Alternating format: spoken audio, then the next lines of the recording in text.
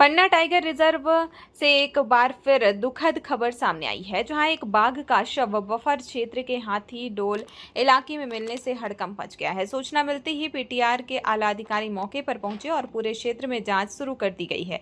बाघ की मौत के कारणों का फिलहाल खुलासा नहीं हो सका है। बताया जा रहा है कि यह वही बाघ है जो तारा गांव के आसपास घूमता रहता था और उसे ट्रैंकुलाइज कर जंगल में छोड़ा गया था। ऐसे में बाघ की मौत पर कई सवाल खड़े हो रहे हैं। गौरतलब है कि बीते 15 दिनों के भीतर यह दूसरी घटना है।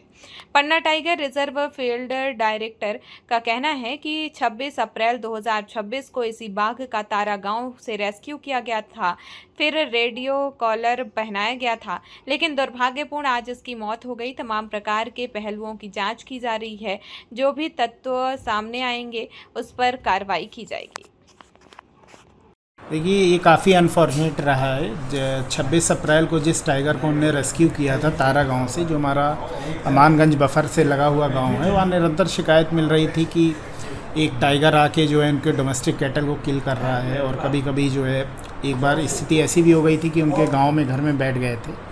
तो इसी सब घटना के कंटिन्यूएशन में हमने उसको वहाँ से रिलीज़ किया था और रिलीज़ करने के बाद 26 तारीख को रेस्क्यू किया था और उससे 26 तारीख को हमने उसको रेडियो कॉलर करके अपने हिनौता रेंज में, जहाँ पहले भी जब रीइंट्रोडक्शन हुआ टाइगर का, वहाँ पे रिलीज़ किया जा चुका था। तो वो एक टेस्टेड पॉइंट था, वहाँ पे हमने उसको रिलीज़ किया था।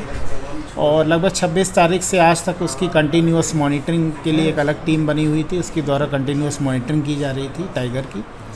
और आज सुबह स्टाफ द्वारा सूचना दी गई लगभग 6:30 बजे कि वो मृत अवस्था में पाया गया है। तो ये जो टाइगर था वो 26 तारीख को जो रेस्क्यू किए गए थे, उसी का हमको आज बॉडी। क्या किया आप लोगों ने? उसके बाद हमने उसका जैसा SOP है उसके आधार पे हमने उसका पोस्टमार्टम किया है, वहाँ पे कार्डन ऑफ किया है, कुछ एविडेंसेस लिए हैं और सब कुछ सैंपल्स लिए गए, इंपॉर्टेंट पैरामीटर्स मेजर किए गए हैं। और सैंपल को हमने जो रेलेवेंट लैब्स हैं टॉक्सिकोलॉजी और हिस्टोपैथोलॉजी के लिए जबलपुर और IVRI भेजा गया है इसको। ये फिर से मौत और कितना सतर्क होने की ज़रूरत है, या 2009 की ओर चल पड़े? नहीं, ऐसा नहीं है ये, क्योंकि प्रथम दृष्टया जो है इन फाइटिंग वाला इशू लग रहा है और सैंपल है। उसके बाद ही जब PM के बाद जो रिपोर्ट आएगी उसके आधार पे ही हम आगे कि वास्तव में कुछ लापरवाही है क्या है, उसके फिर आगे हमारा मैनेजमेंट जब रेडियो कॉलर किया गया था तो उसकी मॉनिटरिंग की क्या जानकारियाँ थी? तो इसीलिए इंस्टेंट हुआ है, कंटिन्यूअस मॉनिटरिंग होती है। 26 तारीख से आज तक कहाँ कैसे गया, क्या हुआ, ये इसीलिए क्योंकि कोई स्पीशीज़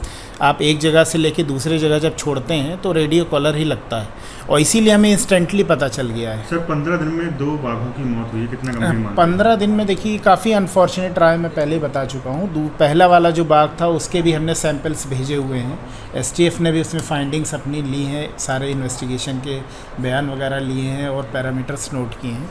तो उनकी भी टीम वगैरह जब का बयान वो सारे रिपोर्ट्स आ जाएगा तो उस पर भी हम कार्रवाई करेंगे फिर। Thank you.